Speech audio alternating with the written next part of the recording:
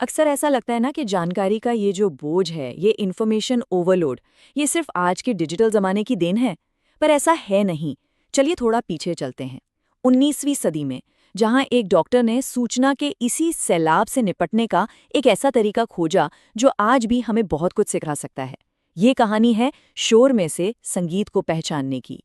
तो ये हैं इस कहानी के हीरो, डॉक्टर H.C. एलन। हम बात कर रहे हैं 1800 के दशक की।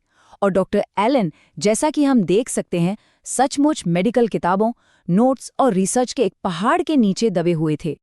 और देखिए, ये परेशानी सिर्फ उनकी नहीं थी। डॉक्टर एलन ने अपनी किताब में खुद लिखा कि उस दौर के ज्यादातर होम्योपैथिक डॉक्टर मटेरिया मेडिका यानी दवाओं और उनके असर के विशाल ज्ञान से पूरी तरह से निराश थे। उन्हें ऐसा लग रहा था मानो वो जानकारी के एक बड़े सी समंदर में डूब रहे हैं।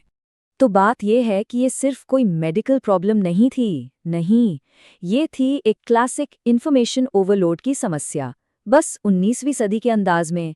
आइए इसे थोड़ा और समझते हैं। उस वक्त की सबसे बड़ी चुनौती को कहते थे विशाल लक्षण विज्ञान।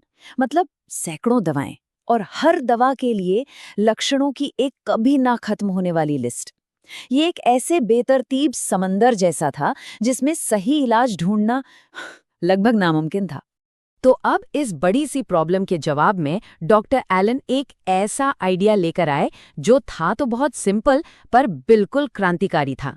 उन्होंने इसे नाम दिया मुख्य संकेत या कीनोट। उनका आइडिया ये था, हर दवा का एक मुख्य संकेत होता है।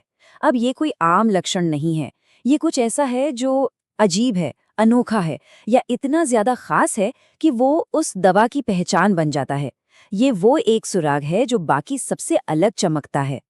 और अपने इस कमाल के आइडिया को और भी आसानी से समझाने के लिए डॉक्टर एलन ने एक बहुत ही जबरदस्त मिसाल दी जो आज भी उतनी ही असरदार है। उन्होंने इसे कहा रस्सी का लाल धागा। देखिए, उस जमाने में ब्रिटिश नौसेना अपनी हर रस्सी के अंदर एक लाल धागा बुन देती थी। अब इससे कोई फर्क नहीं पड़ता था कि रस्सी कितनी लंबी है या छोटी, वो लाल धागा हमेशा ये बताता था कि ये रस्सी नेवी की है। डॉक्टर एलन के मुताबिक हर दवा में भी ऐसा ही एक लाल धागा होता है, एक अनोखा लक्षण जो उसकी असली पहचान करा देता है। चलिए इसका एक बहुत बढ़िया उदाहरण देखते हैं।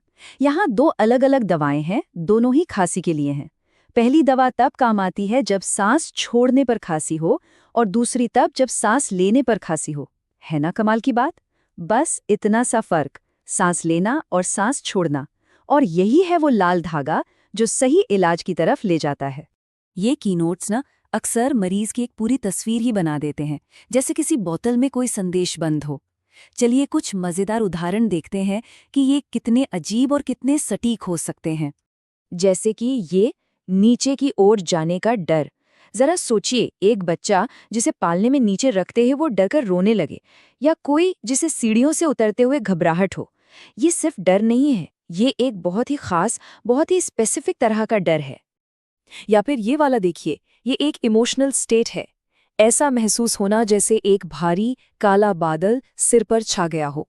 ये सिर्फ उदास होना नहीं है, ये उस एहसास की एक जीती जागती बिल्कुल साफ तस्वीर है।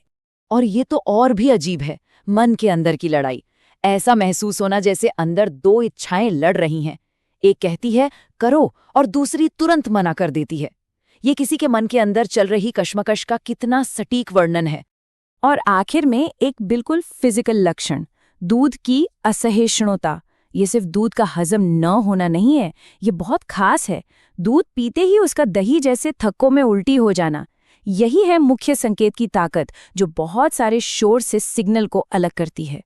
तो सवाल ये उठता है कि डॉक्टर एलन का ये जो तरीका था, क्या वो सिर्फ एक पुराना विचार बनकर रह गया या फिर इसकी विरासत आज भी जिंदा है? कई सालों बाद उनकी किताब के चौथे एडिशन की प्रस्तावना में लिखा गया कि डॉक्टर एलन ने एक अविनाशी स्मारक छोड़ा है। इससे साफ पता चलता है कि उनका ये तरीका सिर्फ एक किताबी आइडिया नहीं था, बल्कि एक ऐसा समाधान था जिसने वक्त की कसौटी पर खुद को साबित किया। और यही बात हमें आज के दौर में वापस लाती है। डॉक्टर एलन ने 19वीं सदी की जानकारी के ढेर में से काम का संकेत निकालना सीख लिया था। आज जब हम सब भी डेटा, नोटिफिकेशंस और अनगिनत सूचनाओं के बीच खोए हुए हैं, तो सोचने वाली बात यह है कि हमारी जिंदगी में, हमारे काम में वो कौन से लाल धागे हैं जिन्हें हम नज़रअंदाज कर रहे हैं। वो कौन से मुख्य संकेत हैं जो अगर मिल जाएं तो शायद सब कुछ साफ हो जाए।